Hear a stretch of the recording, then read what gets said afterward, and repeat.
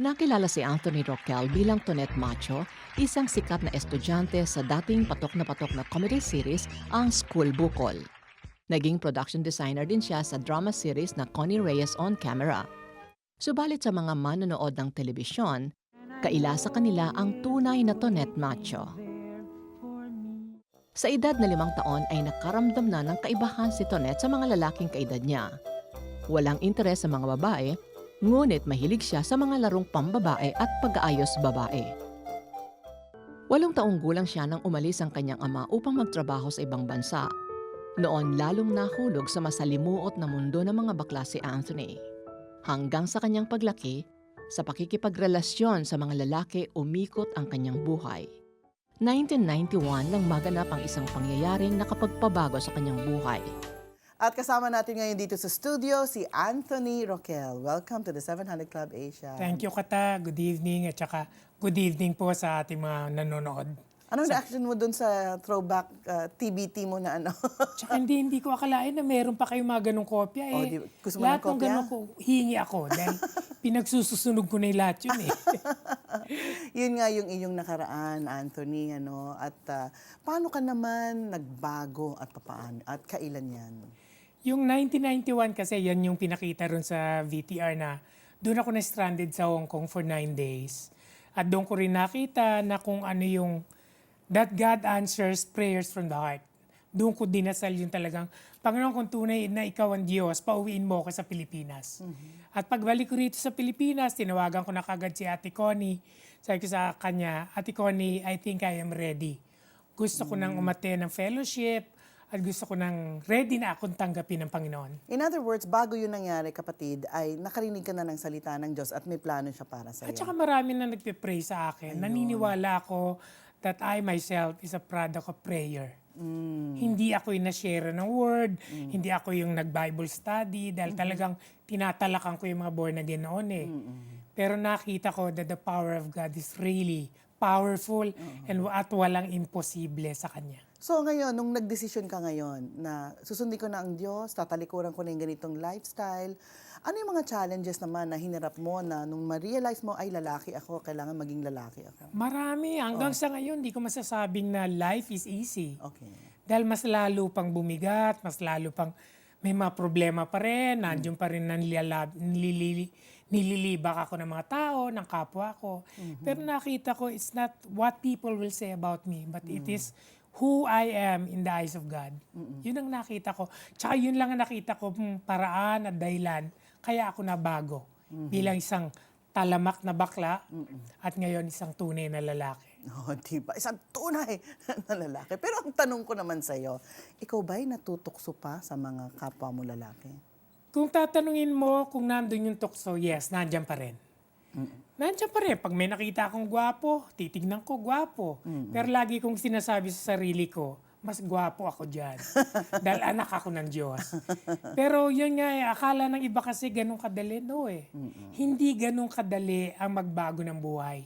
But ang importante, malaman mo that with God, nothing is impossible. Ang Diyos na nagbago ng buhay ko at patuloy niya akong binabago. I'm still kumbaga isang work in progress. Okay. Yes. Hindi ba, tayo naman talaga andyan ang tukso. Di ba? Ang tanong ay kung papatulan mo ba yung Papatulan mo, yes. tukso. So yun ang hindi mo ginagawa. Yes, at saka ang tanong ko ron is it worth it? Yung mga after what I've been through, after what I'm experiencing now, yung pag-ibig at goodness of the Lord, para bang, is it worth it for me to go back to my old life? Pero madali. Kung gusto kong balikan, napakadali eh. Kaya lang, hindi na ganun ka, kumbaga hindi na ako masasarapan, whatever. Anthony, nakita natin sa kwento mo na, kumbaga bata ka pa lang, parang nagkaroon ka na nung orientation na tinatawag nila towards being gay. Ano masasabi mo ang mga factors na present in your life during that time, kaya nagkaroon ng ganoon? Kasi nga, at a very young age, at the age of 6 years old, masasabi kong practicing homosexual na ako eh. Hindi ko nga alam kung ano yung bakla. Hindi ako nakakita, hindi ko alam kung anong tawag sa bakla. Pero nagtataka ako, bakit? So I thought, akala ko noon, pinanganak akong bakla at mamamatay na bakla. Pero when I was that young, parang ang dami kong katanungan about being a boy. Boy that's growing, ganun-ganun. But my dad wasn't around. Although I don't blame him, meron akong absentee father. Dahil nagtrabaho siya sa abroad, gusto niya kami bigyan ng magandang kinabukasan, magandang pamumuhay. Nang naging kapalit noon, yung relasyon namin bilang mag-ama. Ang dami kong tanong about being a boy, pero he wasn't around to answer those questions. So ang nangyari, ako mismo naganap ng kasagutan. Na ang ginawa ng kalaban, ng Diablo, is to pervert those longings, those questions. Ang ginawa niya, akala ko, para magkaroon ng sariling kasagutan doon, instead of having a father relationship, nagkaroon ako ng mga carnal relationships. Sa kapwa lalaki. Yes, sa kapwa lalaki. So masasabi mo kasi may danger ngayon ang hinaharap ang mundo. No, well, unang-unang Pilipinas, no? Nandiyan na yung OFW phenomenon, no? Absentee fathers, Yes. okay? Absentee mothers. At ngayon ay biglang natabunan pa nitong issue ng same-sex marriage na inaprubahan na sa Amerika na posible ding magkaroon ng demand para naman dito sa Pilipinas. Anong masasabi mo, Anthony, dito sa mga pangyayari na may absentee father or yung male figure or female figure could be perverted? Kasi nga sa akin nakita ko di ba, may dahilan kung bakit nagiging isang bakla, nagiging tomboy. So parang inintindi ko, pag may dahilan, may solusyon. Okay. At nakita kong solusyon lang is my having Jesus as my Lord and Savior. Dahil siya lang ang nagbago ng buhay ko. Tapos ang nangyayari sa ngayon, actually, tahimik na nga ako Kung I'm ministering to yung tinatawag kong mga anak-anakan sa church, yung mga I minister to them, I minister to homosexuals, di ba? Para makontento na ako sa ginagawa ko. Pero sa nangyari ngayon, dahil nga dyan sa same-sex marriages, I feel that it's about time for me to really to voice out what I feel, to voice out what I believe in, di ba? So nung nangyari yan sa mga ganyan, lalo na sa Amerika, naramdaman ko, it's a direct attack on the family. Yun ang nararamdaman ko. At for that, I really have to speak out. Dahil naniniwala ko, yung family nga, sabi nga nila, ako, nilalighten ko lang yung nangyayari. Pero ang totoo, ang ibig sabihin ng family, yung acronym of the word family, nilagyan ko ng ibig sabihin yun F-A-M-I-L-Y. Okay. The acronym, it stands for Father and Mother, I love you. Oo nga, no? Diba, you have to have a father and you have to have a mother for you to have a family. Ang ginagawa nila, sinusubukan nilang bumuo ng pamilya, having two men o kaya two women. Diba, try natin. Dalawang fathers. F-A-F-I-L-Y. Family yun O dalawang mothers. Fafa talaga, no? Yes, M-A-M-I-L-Y. Mamily. So hindi na buo ang family. For you to have a family, you have to have a father, you have to have a mother. At yan ang ginagawa ng Diablo ngayon. Destroy the family. At yan ang ginagawa niya sa pagwasak ng pamilya, di ba? It looks simple or simplified, pero napakalalim actually nung pinahayag mo lang ngayon, na dapat siguro matandaan nga natin, ano ba talagang ibig sabihin ng family? There's to be a father and mother so that the children will be secure. And then, hindi lang yun magiging modelo din nila para sa kanila naman ding sariling mga pamilya. At the same time, napakarami. Ang apektado much are the children. Yung bang wala na. Kumbaga walang may image of a father, walang image of a mother. Di ba? Kaya ang dami-daming mga kumbaga mga loss because of this. Anthony, tanong ko sa iyo, final question. Anong pinakamahalagang aral sa buhay ang natutunan mo nang niyakap mo ang iyong pagiging lalaki? Kumbaga nakita ko, number one is, sa Diyos, walang imposible. Pangalawa, nilikha akong lalaki ng Diyos at walang pwedeng makapagbago nun. Sabi ko nga, doon nga sa merong verse sa Bible, when I learned the truth has set me free. Hindi ko lang, nung nalaman ko ang katotohanan, pinaniwalaan ko yung katotohanan, niyakap ko yung katotohanan, at saka ako napalaya ng katotohanan yon. It's not just knowing it. You have to believe it, you have to embrace it, you have to practice it for you to be set free. And it's not an easy process. I believe na tunay na nandun pa rin ang Panginoon sa pagbabago ng aking buhay. I'm not perfect, nobody is, pero ang importante, sa Diyos walang imposible. Follow-up question lang, Anthony, dahil nasa marriage talk rin lang tayo. Gusto mo pa bang mag-asawa? Actually, kung tatanungin mo ako, meron pang desire. Ah. Meron pang desire. Kaya lang sa akin kasi, it's not what I want. But if it's God's plan for me to complete the testimony God has given me, so be it. Wow, pagpipray namin yan, ha? At meron na nakalaan. Oh, Oo. Siya lang ang nakakaalam nun. you're a product of prayer. Pagpipray din Yes, natin yung yes. desire mong yan. Ayan na si Ninong Peter mo, Ninong Of Kata. course. Naka-apply na kami. Tsaka hindi kahit nga Tito Vic and Joey ng school bukol. Oh, ano? Sabi nila, pag ikaw nagpakasal, kami magpipresent ang mga ninong. At sila na rin At si Ate Connie. Sila na rin gumastos. Sagutin kama. na rin nila. Siguro, Anthony, no, any final words doon sa mga medyo nako-confuse pa sa kanilang sexual identity? Alam nyo dun sa mga bakla, mga tomboy, nung nabalitaan ko yung tungkol rito sa LGBT, same-sex marriages, mas lalo ko kayong minahal. Mas lalo ko kayong ipapanalangin.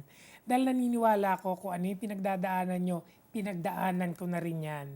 Sabi ko nga, kung masarap ang buhay ng isang bakla, hindi ko hahanapin pa ang ibang klaseng buhay. Hindi ako magbabago. Pero alam ko, napakahirap.